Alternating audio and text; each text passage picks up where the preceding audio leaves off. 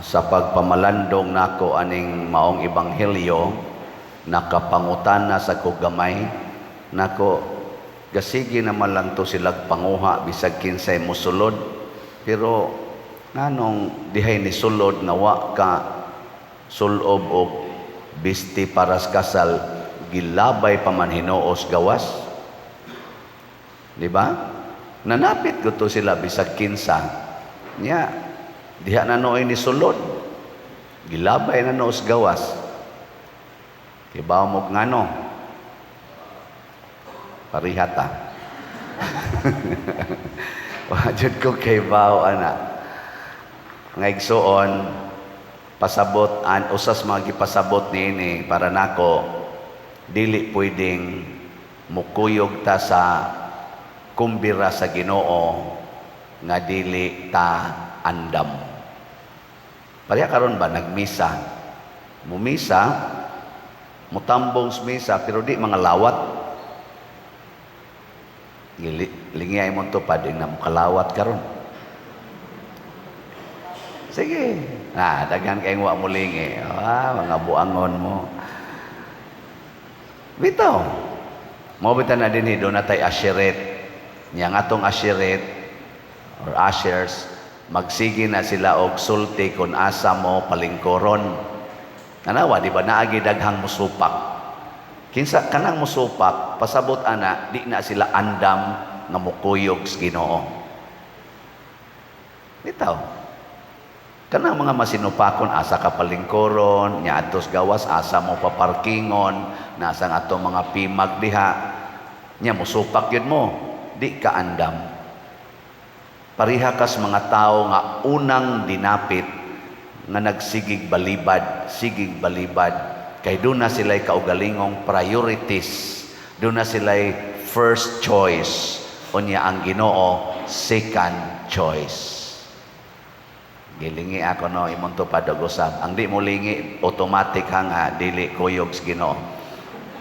Na ang Ginoo bay imong first choice. Ay gina. Kanang nilingi, congratulations. Ang Ginoo mo inyong first choice. Ang uban ka, ana lang yung liog ay hinaot unta nga di na mo makalingi, ighumas misa. Kinahanglan tang kamautang mulingi-lingi. Kay ang gustos Ginoo, love your neighbor as yourself. Unsaon nimo pag-love sila, di jud ka mo tan-aw nila, magsige ra kag tutok des imong gustong tutukan. Stiff-necked people, matud pas Ginoo, you cannot enter into my rest. This is a stiff-necked people. Kana bitang mag-stiff-neck ka, unsa may mahitabo, magsige ra kag ana. Di na jud ka mulingi. Nya mo na gigamit sa Ginoo nga term, stiff-necked people. They cannot enter into my rest. Na siya. Kung makasud na ta sa Ginoo mga igsoon sa iyang kumbira, unsa may mahitabo, iyatang bantayan. Siya na mag-protect nato dito sud sa iyang kumbira. Mao na nga nakaingon ta diri sa atong tubag sa Salmo, magbalantay kanako ang Ginoo. Ganahan kay taani, daghan kay ganahan ani gyud nga pulong. The Lord is my shepherd, there is nothing I shall want. Ganahan kay taana, nagoy daghang magsigig kanta-kanta ana.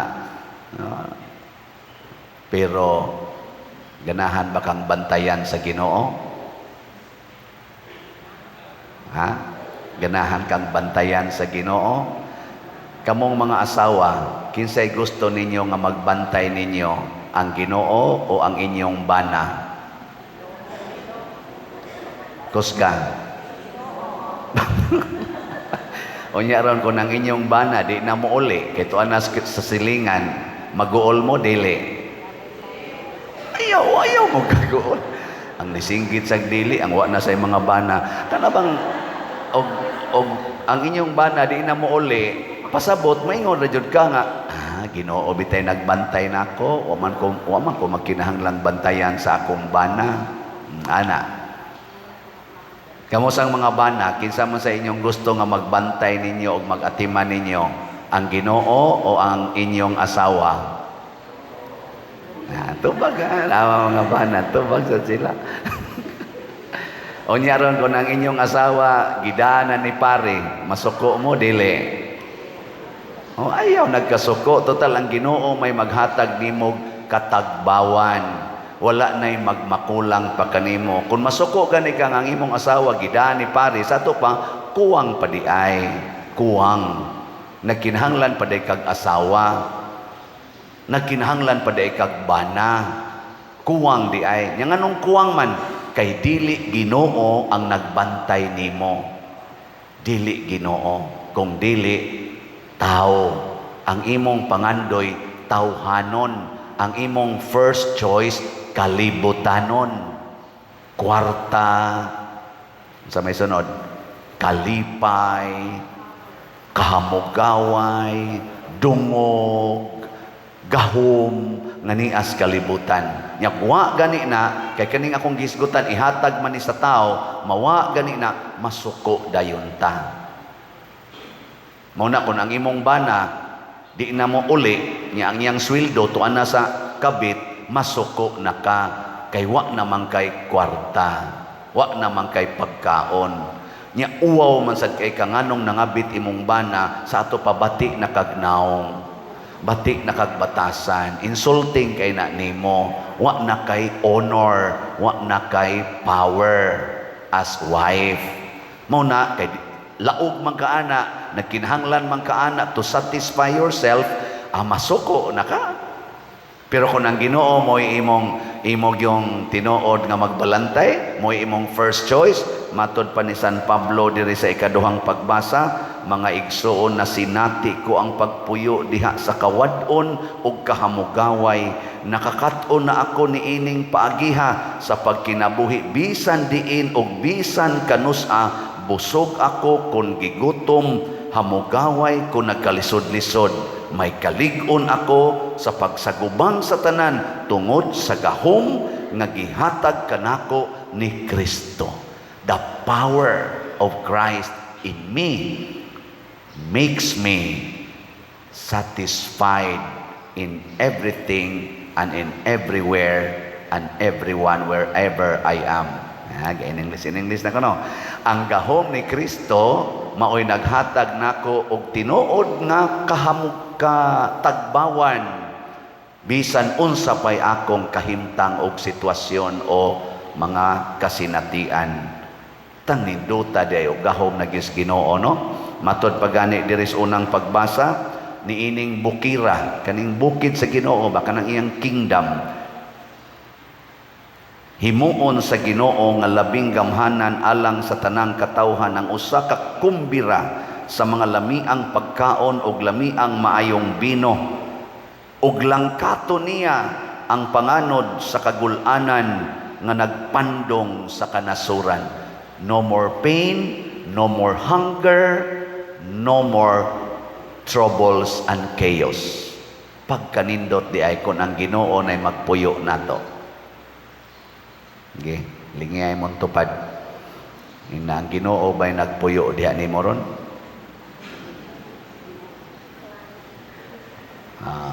Wa na.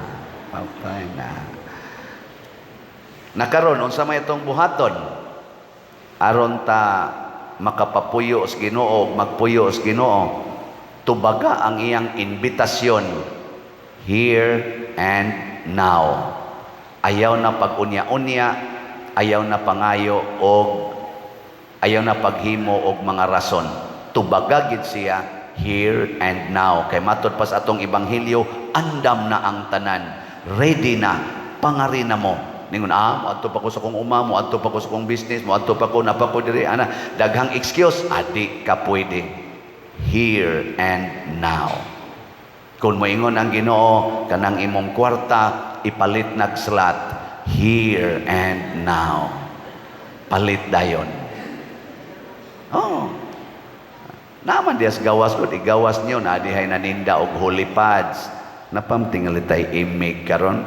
Salamat day kayo kay malampuson kayo ang atong selebrasyon sa atong segunda patron. Tungod to sa inyong gipamalit nga Mother Mary's Enriching Graces or MEG.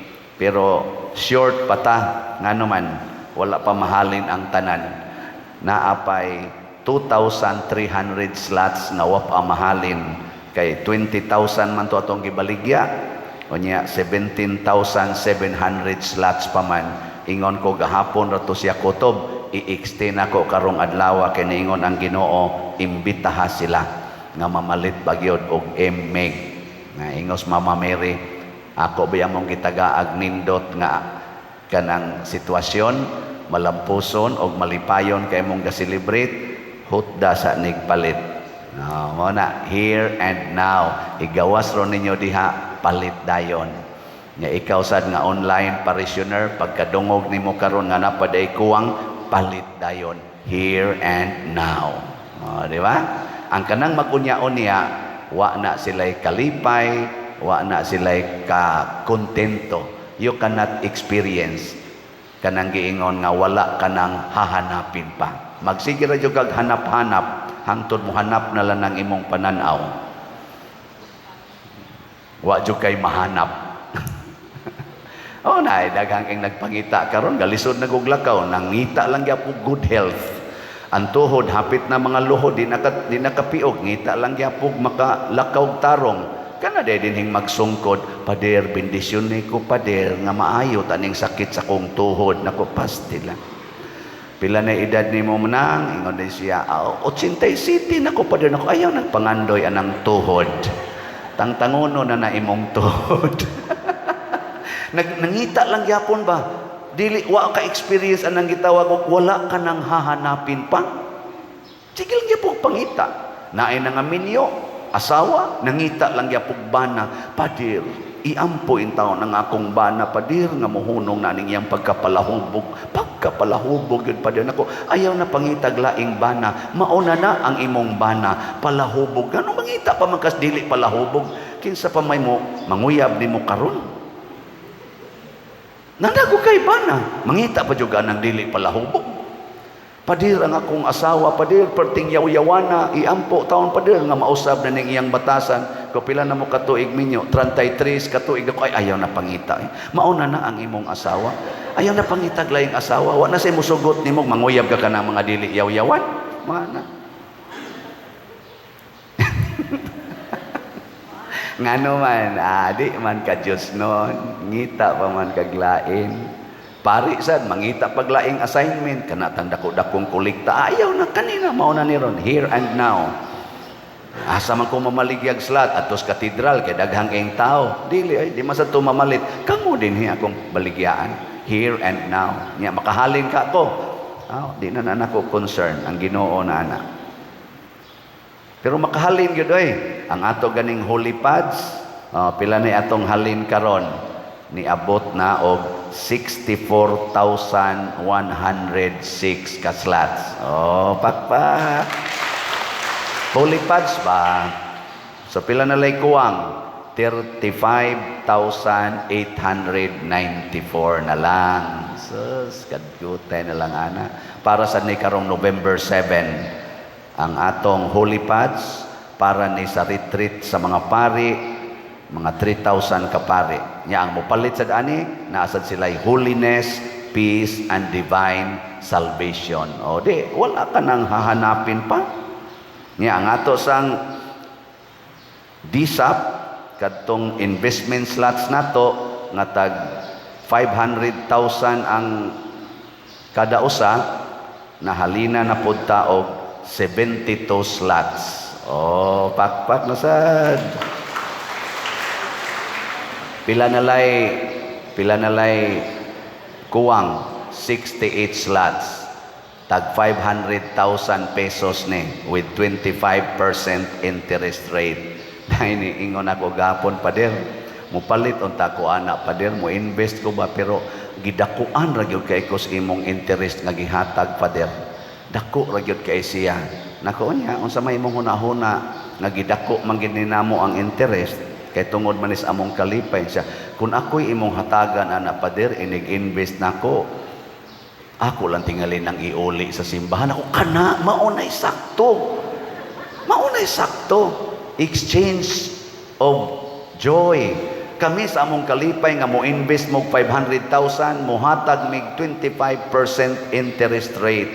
Ug tungod sad sa inyong kalipay nga natagaan mo 25% nga interest rate, ibalik sad na nga ri sa simbahan. Ipalit na lang sa nag-slots. Oh, di ba? Ano na nga, nangamingaw na inyong naong. Nya sa atong 72 slots nga kaning nahalin kay in a form of pledges pa man aduna nay 46 slots nga actual pledges. So niini karong simanaha ato nang himuon ang partial payment kay 1/3 may gikinahanglan diha nga atong mabayad. Nanaman tay 23M. So kabayad na ta diha. Di ba? Salamat. Natanawa, di ba nipakpak ta? Ngano man? Nganong nipakpak man ta? Kay dunay mga tao nga mihatag og priority sa paggamit sa ilang kwarta nganhi. Dunay ni anhi dinhi nga nigikan og alas 3 sa kaadlawon sa ilang lugar, probinsya, aron mo anhi dinhi niabot dinhi mga hapit na alas 9 buntag. Unsa may iyang gidala? 2 slots. Way bangko sa ila. Iya na lang gipersonal og bitbit nganhi. Nagsakay intawog habal-habal diha. Gikaspir. Nya akong gipangutana ngano maning ingon ani maning inyong gibot sa amo ning gitigom-tigom sa akong asawa pader. Among gitigom-tigom kay ipalit unta namo bag-ong sakyanan ba. Nya pagkadungog nako pader nga naay panginahanglan diri niingon ko sa akong asawa, day pwede di lang sa tamo palit og sakyanan, ato lang usa ning ihatag ngadto sa kuan simbahan ni Father Siano. Ingon sa dayon ko niyang asawa, uy, okay kayo na awa sila mo palit og dayon og sakyanan, ilang gihatag dinhi. Habal-habal ra gud taon iyang gisakyan. Nganong di man mo mupakpak nga mao man ni akong giingon. Sus. Kani sila mong wala na ning hahanapin pa. Kay ang ilang priority is the church, dili ang ilang kaugalingon pagkanindot. Ako god natandog kay kunia, akong pakanon di mo kaon kay humana siya kaon. Akong pa kaning snackon, ayaw lang pader, ayaw lang. Ay mo balik sa dayon karon kay balik sa kusamo karon. Ana, sakay lang sa siya sa balhabal. Nagtan-aw ko niya samtang nag-angkas ngadto sa motor. Naglingo-lingo ko. Hasta ako ingon ani baka ko no. Kung dako kay akong kolekta, ihatag baka nakog una ngadto sa mga sakristan o sa mga staff nako dinhi. Sila baka mo'y akong first priority o ang akong bulsa, ang akong mga gikinahanglan. Sa mga millions karon nga nisod dinhi sa akong kamot, kay niam ni sa akong kamot gisod, ang simbahan ba kay akong priority o ang akong bulsa? Thanks be to God. So far, ang simbahan pa'y akong priority. So far, ang ako pang mga personnel dinhi o ang nag-serve sa simbahan, ang akong priority, not my bulsa. Mao na siya sa ginagmayng paagi. Mo na, naot-unta kitang tanan ingon ani, ang atong buhaton, wala ka nang hahanapin pa. The Lord will be your shepherd. Ang Ginoo nga naghimo sa tanan og nagkupot sa tanan og labing gamhanan sa tanan, maoy imong magbalantay. Give Him the first choice of everything you think, everything you do. Manindog na ta mga buutan.